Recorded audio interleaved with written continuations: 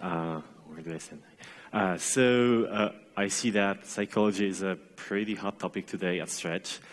This will be yet another approach from perhaps a slightly different angle to psychology. I'll be talking about transactional analysis and psychological games that developers play at work. Not just developers, pretty much anyone. And not games like Counter-Strike or World of Warcraft, but psychological games that influence the way we communicate. I first got into transactional analysis when a psychologist, a friend of mine who's a psychologist, told me about that idea.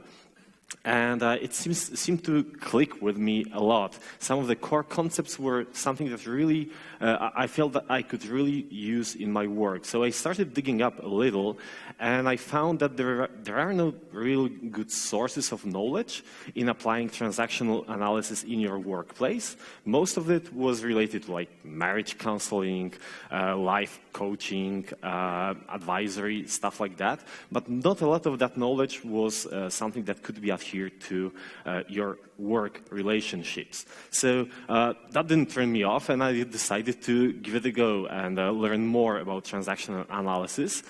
And it appeared that I was right. I was right. There are a lot of things that you can learn from transactional analysis, and a lot of that knowledge can be applied to your work within software development teams or any other teams for that matter. So perhaps a quick show of hands, because first of all, I'll be talking about some transactional analysis in general, perhaps transactions to explain to you what transactions are.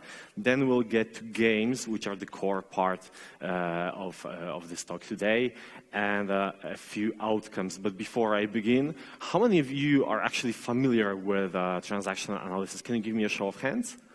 Well, a few, much less than half. So you guys, please bear with me for a while. I have to do a little bit of introduction to transactional analysis so that we're all here up to speed and everyone can understand everything that will be going on.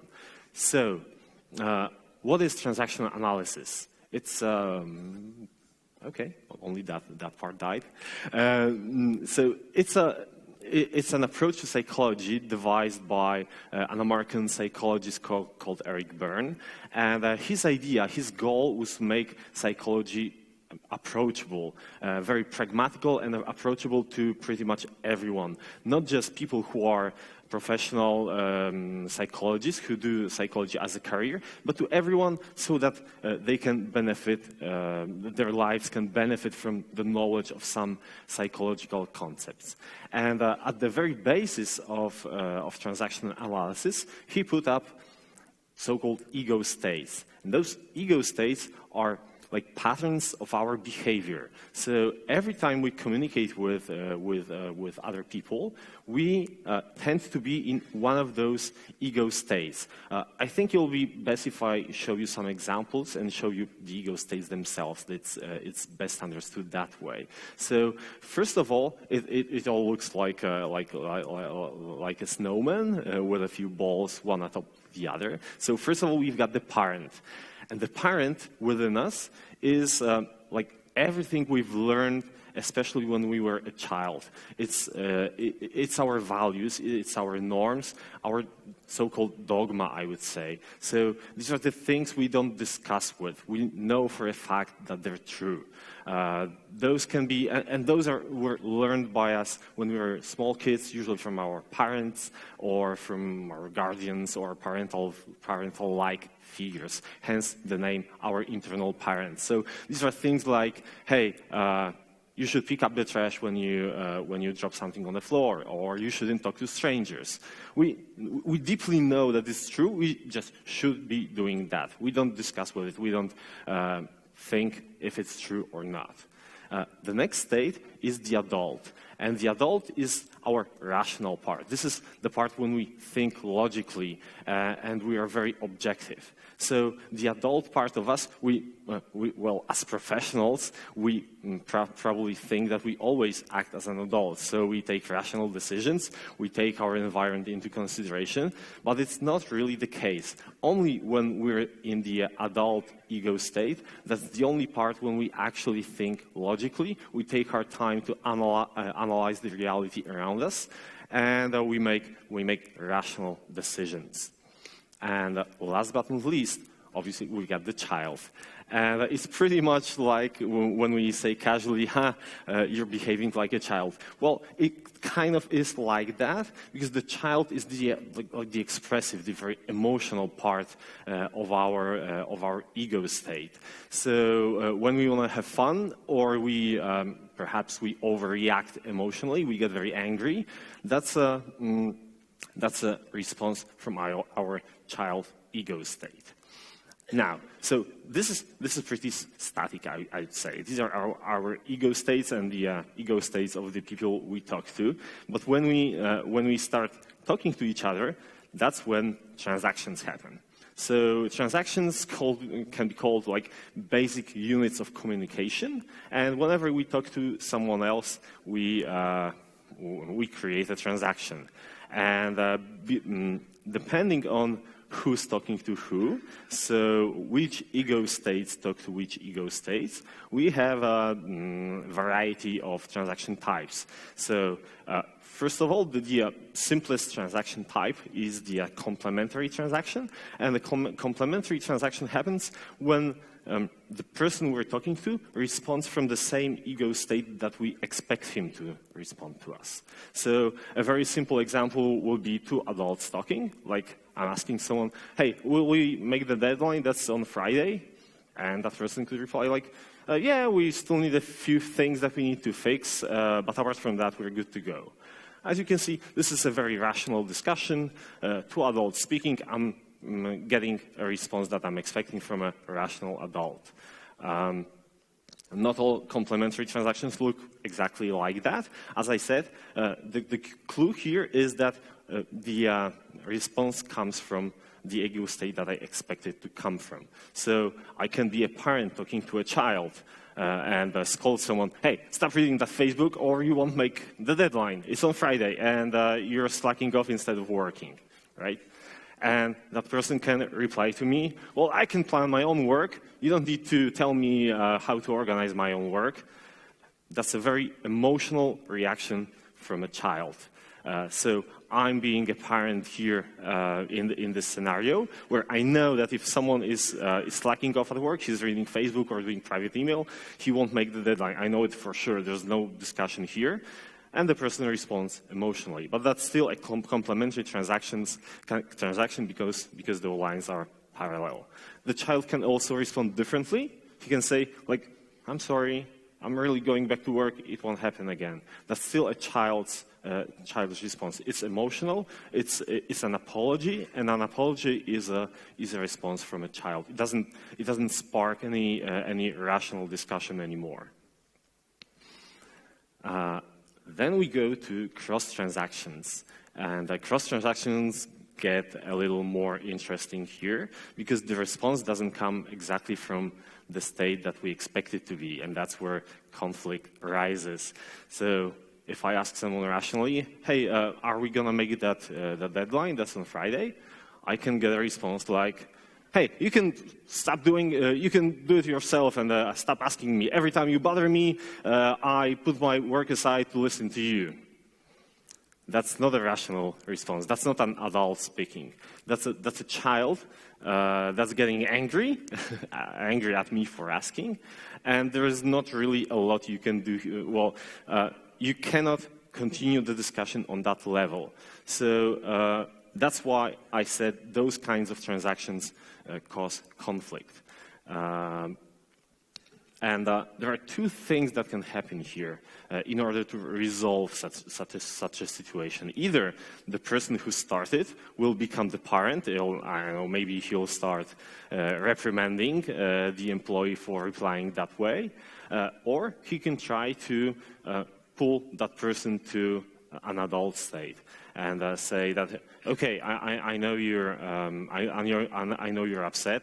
I might be disturbing you, but we really need to figure out a plan on how we're going to proceed with the release or whatever. So the idea here is to make sure that if you want to talk like an adult, the other person that you're talking to is also behaving like an adult, or you won't be getting anywhere. And most interestingly, we've got cover transactions. So it's like not everything is as it seems on the surface, as you probably know. Let's take a role play here. I'm sure everything will work out with the release. We're so prepared. Everything's going to be fine. Yeah, definitely no issues there. I'm sure it's going to be just dandy. As you see, when you just look at the words, it might seem like these are adults talking, right? They're exchanging, they're speaking words that seem rational. But if you look through that, look at the sarcasm, look at the body language, the intonation and everything, you can see that these are actually children having fun rather than discussing a serious matter at this point. So why do we need that? Those transactions are used in games because games happen when people people use those covered transactions in games. But I said that not everything is as it seems at first glance. This is why we have those two psychological levels of two levels of communication, as they're called. So I'll be using those terms later on. So I would like you to know what I'm talking about. So the social level is what you see at first glance, what appears to be happening. And the psychological level is what's really happening beneath the surface. So this is where the hidden agendas of people come to play, or what they actually mean by what they're saying. So social versus psychological. Let's switch. Okay, so now we get to games and how all that plays out in games. Let me start games with a story, because I think like stories show what games are made of the best. So I used to work with a guy who was constantly late for work. I know any of you guys have seen that happen? Yeah, I see some heads nodding. So the problem was he could never show up for work when he was needed. And he would come up with a whole bunch of excuses all the time. And it would be like literally anything, like, sorry for being late again, I left my phone in my car and I only have an alarm clock in my car, and so I went to bed and I couldn't hear because it's in the car. Or like my battery died and the phone didn't ring, or I had to take my girlfriend somewhere to work in the morning and I forgot to tell you guys. And we were usually responding with like, okay, sure, not a problem, just, I know, buy yourself an alarm clock so that you don't have to depend on your mobile phone or something. And it seemed like those were adults talking, right? We were exchanging sentences that would seem rational, right? Okay, so if you don't have an alarm clock, go buy one. If you want to drive your girlfriend to work in the morning, just tell us in advance and we can reschedule our meeting. It's okay if you come in at 10 o'clock rather than 9 o'clock. Just give us a heads up in advance. So it seemed like those were adults talking, but really it wasn't the case. Actually, all the apology-related schemes are usually a child talking to a parent, because a child is who apologizes, and the parent is someone who forgives. And that's why we couldn't really ever reach an agreement as long as we were talking on this as long as we were playing that game, because we thought we were playing rationally and discussing things rationally, but in reality, a child was apologizing to us, and we were a good parent, so we were forgiving him all of the time. But I guess why? So why do people play those games? Well, why do we play games at all, I guess? Well, usually it's fun. Usually, well, sometimes we get a prize, a reward for playing. But as you see here, it's not like in such a psychological game. It's not that there's a clear winner, I would say. You don't get anything, and playing it isn't really fun because listening to apologies isn't fun, right? Well, psychology has a term called psychological payoff, which is kind of like a reward, but it can be subconscious, and it's not obviously positive. So a person gets a reward. In that case, the reward was getting that forgiveness, and that enforced a belief in that person that okay, well, I can do anything. I can be late pretty much any time I want, and still I will be forgiven. And it's called a game of cunning. A person who plays a game of cunning knows that he can do anything wrong, but as soon as he apologizes, all debts are forgiven, and everything is okay, and the vicious circle goes on and on. So the way we tried to deal with that situation, I'm not saying it was 100% successful, was going back to the adult state, ego states, and trying to discuss really what's going on. Saying like, okay, I don't want you to apologize. I'm not sorry that you were late. I don't need you to apologize. I want you to be on time, or let's just set up some ground rules so we can work more efficiently in the future. And that only that, recognizing that game for what it was, allowed us to actually work on a viable solution. But let's take a look at a few different examples of what games people I've worked with have played so far. Heated discussions in teams, yet another story. I'm sure you've seen a lot of discussions that really don't go anywhere, and they look quite like this. So, hey, perhaps we should take up and write more automated tests in our project. Yeah, but not really. I'm sure the business side won't agree. That's going to increase the effort in the project, and they will never agree to that. Well, yeah, but I've spoken to the head of product, and everyone's on board that we need more automated tests. Yeah, but still, our coverage right now sucks. Even if we spend the entire next sprint on automated testing, it won't make a difference. Well, yeah, okay, but perhaps we can write 1 or 2 tests every sprint, and in a few months we'll be where we want to be. Yeah, but blah blah blah blah blah blah. I think you all guys know where this is going. I was thinking that I'm in a rational discussion, but it was not a discussion. It was someone trying to shoot down every argument I would pull up. So on a social level, I was actually talking to an adult because I was getting responses. I was getting like rational arguments, but but on a psychological level, that wasn't the case. On a psychological level, it was a child who was trying to beat every solution that I would come up with. And that's a game called Why Don't You, Yes But, and we play it all the time when we don't want to do something simply. When we don't want to go out somewhere, we'll figure out any excuse. Oh, it's raining, it's too late, I need to get up tomorrow. Well, just say you don't want to go and be frank about it. So what I've done in such cases is recognizing the game, saying that, okay, I think there's something else at play here. Or maybe you can figure out what the solution to our problem should be. And more of a coaching approach worked a little better here, I would say. Sometimes I would get a response like, hey, it's your job to figure out the solution, not mine.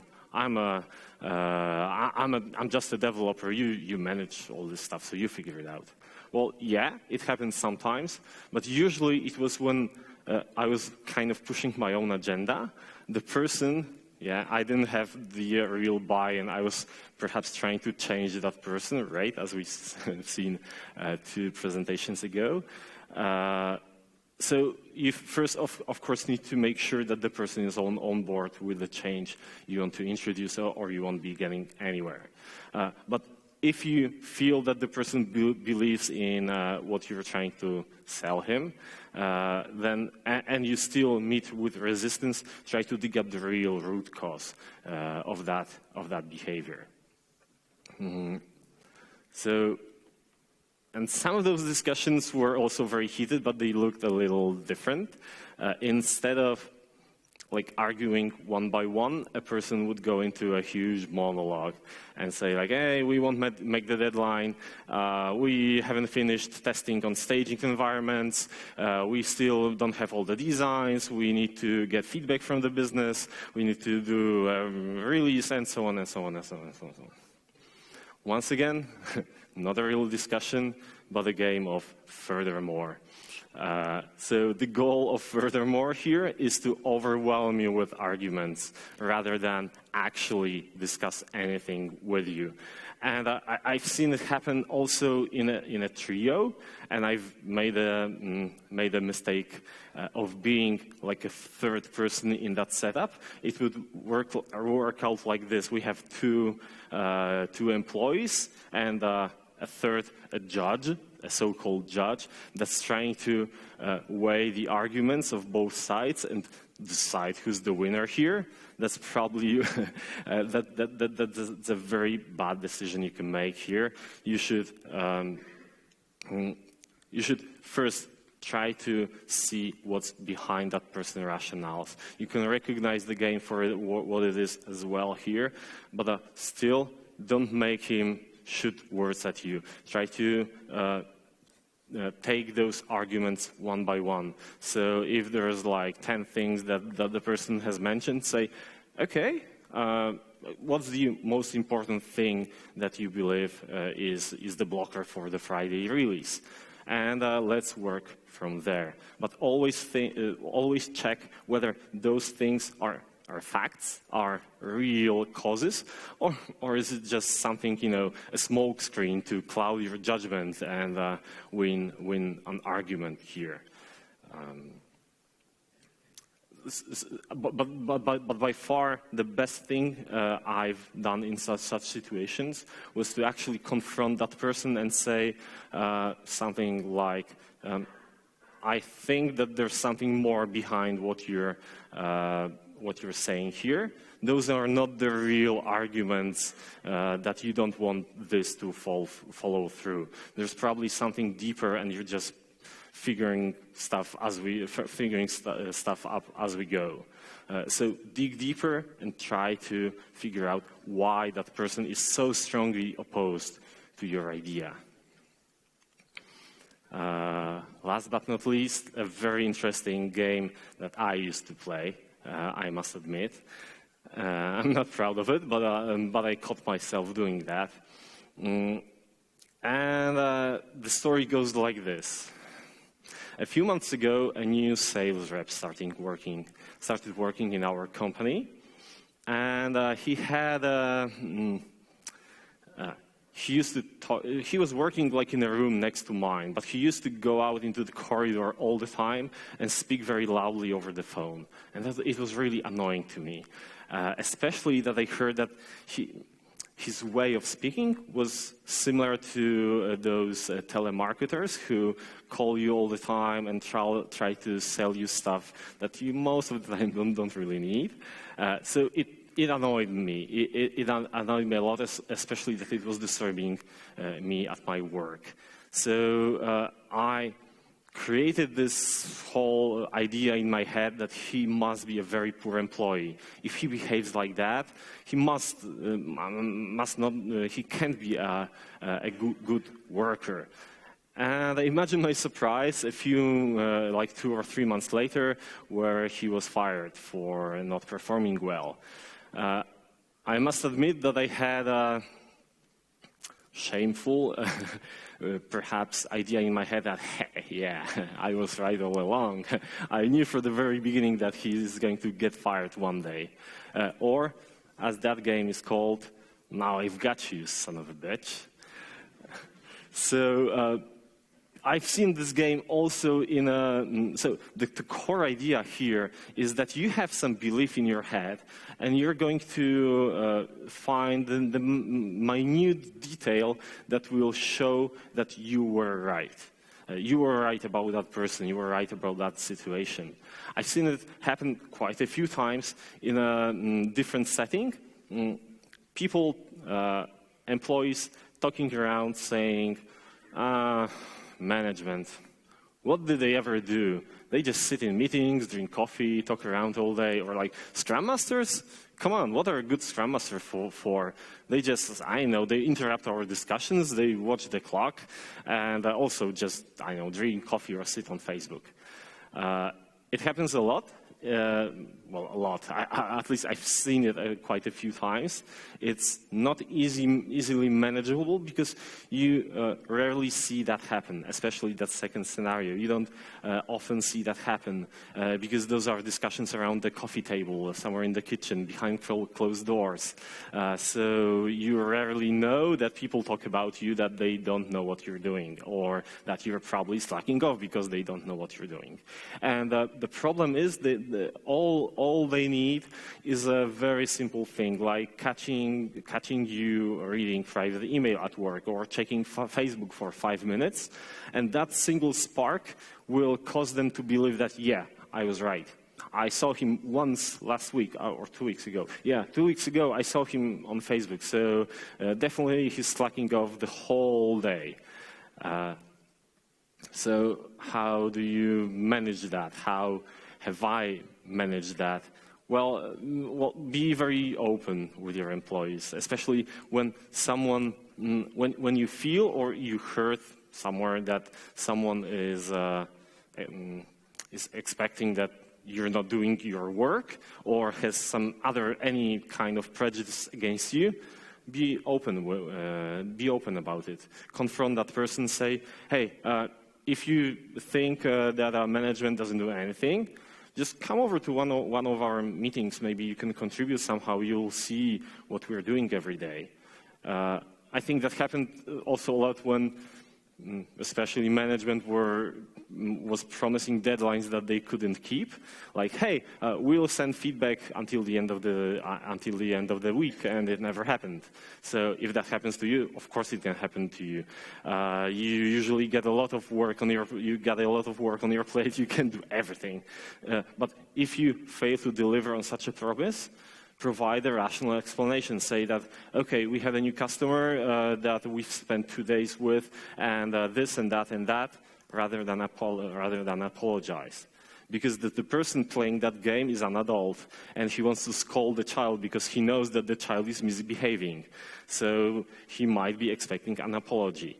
And if you come forward as an adult and discuss it rationally, you just might break that loop. What this game also taught me is that we should be very careful about our opinions. I know that we all get prejudice, sometimes for no good reason, like someone talking loudly over the phone on the corridor. So when you want to give an opinion about someone, when you want to judge someone, which you probably shouldn't do at all, but if you need to provide feedback on an employee, make sure that what you're doing is based on facts rather than something that you saw around somewhere.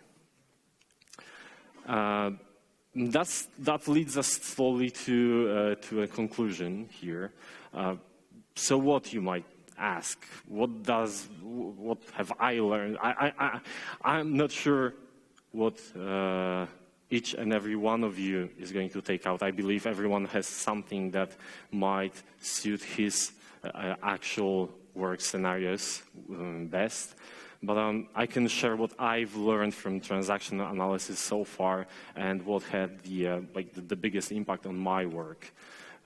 So First of all, be aware of those ego states. It's a very simple tool, yet very, very powerful. If you just recognize those three parent, adult, child state, that will help you in communicating with others. Number two, give your adult some time. That's the part of your brain that thinks rationally. So it's not a very simple, quick answer like the child or the parent has. You need to take some time if you want to give a rational response to someone. Try to spot games. Once you're able to spot them, or you can spot the behaviors like behaving like talking from the child or parent ego state, bring it forward.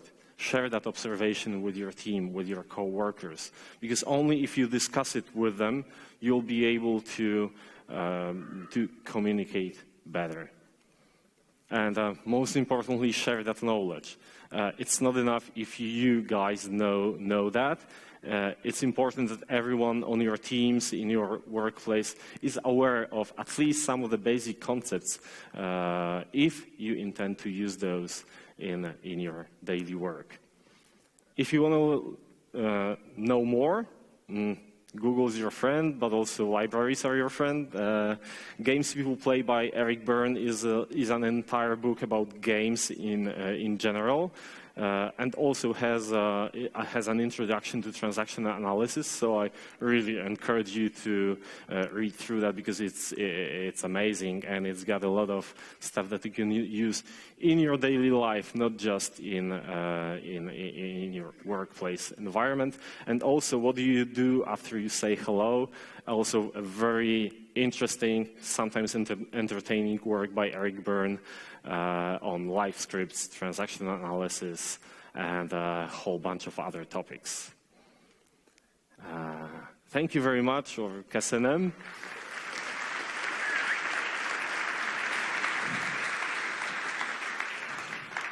All right. Thank you. I think you've struck a chord here. There's lots of good questions here, and thank you for using Prezi. So, do you think it's a good idea to, straight, confront a person and say, "I'm not going to go into your game"? I think it might be a good idea if you feel safe enough with that person at this point, because it might be difficult for him even to learn that he's playing a game. We must remember that many people play unconsciously. It's not something that they do on purpose. It's just how they learn to behave. And they will keep on playing that game, because winning at a game reinforces your belief into, yeah, that's how I'm supposed to behave, because I'm getting what I want, or I'm getting what I believe in. Mm-hmm. So that's one scenario where I would be careful. But apart from that, if you can explain to a person how that communication goes and what the impacts can be on your communication, I think it's a good idea to just challenge it head on. Okay. So be careful when they're not aware they're playing the Yeah, game. and be careful if they're not aware of transactional analysis or games, and if it can hurt them somehow psychologically. Mm-hmm. Okay. So this one got upvoted a lot. What's your favorite game that you keep playing? I'm ashamed to admit that Now I've Got You is a very entertaining game when you're, especially when you work on a team that can play together. That's and your team loves irony. It's a game that can go on and on and on. I think it's harmless unless it actually impacts someone else. So I would never play that with someone who's, well, like my manager, or whom I'm the manager to, because that would be even worse. If I get prejudiced towards my employee, well, I won't be objective towards him. So definitely I would never play that in such a scenario. But if it's just harmless fun within the four walls of your team room, yeah, that's my guilty pleasure. All right. So does directly confronting the underlying issue always work? Are there other ways you have needed to use to get to those root causes? Do you sometimes you have to go around? Well, obviously you have to sometimes go around. I think there's a ton of resources available in, I think, a Scrum Master's toolbox, I would say. So it can be like 5 whys analysis to get to the root cause of a problem, or like the fish scheme diagram where you draw those spikes and figure out the root causes of problems. I think for problem solving, there are quite a few tools available that you can use. Attacking the problem, what was the first? Oh, it just disappeared. I think bringing the game forward helps a lot to spark the discussion on the root cause. Because unless you challenge the game and challenge the way the person is communicating with you, in furthermore, you'll keep on getting overwhelmed with all those arguments, but those might not be the real arguments, that not be the real story. So unless you challenge the whole way you communicate, you'll just be getting more of the same, in my experience. Okay. Do you have guidance how to separate the facts from opinions? Especially in the world, referencing back to the previous presentation, especially in the world of sunglasses. I think what's helpful is metrics, like KPIs, metrics, anything. So if you can put a number on it and measure it somehow. So, okay, if you, to give you an example, if you want to check whether, okay, is that person performing worse than the others? Okay, so try to figure out what tools do you have at your disposal that can lead you to facts. So, okay, so how many items from the backlog has he completed recently? How many story points does he deliver? Although I know that's tricky, but it's very tricky, but it's still better than just saying, I know he's a bad developer. He comes in late, so he must be a bad developer. Take a look at the results then. So more data points. More data points. I know my Scrum Master will be happy that I said that. He just loves KPIs and metrics. Oh, who doesn't? Okay, so is an apology always childish, or can an adult say, "I'm sorry"? That's a tough one. I think on a psychological level. I beg your pardon, I'm not a psychologist here. I've learned about transactional analysis and a few psychological concepts, but I might not be the best person to answer this question at this point. Still, I believe that from a psychological level, an apology is it's not a rational thing you do. You apologize to someone because of your emotions, rather than a fact that needs to happen. It's not an answer. It's not a rational answer. It's an emotional answer. Emotional answer. Okay. All right. Let's do one more before we break for lunch here. Being late is a sign of lack of motivation. What if you set flexible hours, or a motivation boost maybe allowing remote work instead of setting up stricter rules? Yeah, the thing is, we actually do have flexible work hours. It was the only case was we need to have our daily stand-up at some point during the day, and we need to communicate somehow during the day with the whole team. So we can't come in at radically different times. It might have been partially a problem with motivation, but I don't really feel comfortable discussing that particular case because those are real-life scenarios. But I agree with whomever asked this question. It's sometimes going deeper going deeper might uncover those root causes. So one of the possible root causes here would be not that someone doesn't have a decent alarm clock. It's maybe he's not motivated enough. Maybe he's got other things on his plate rather than just work.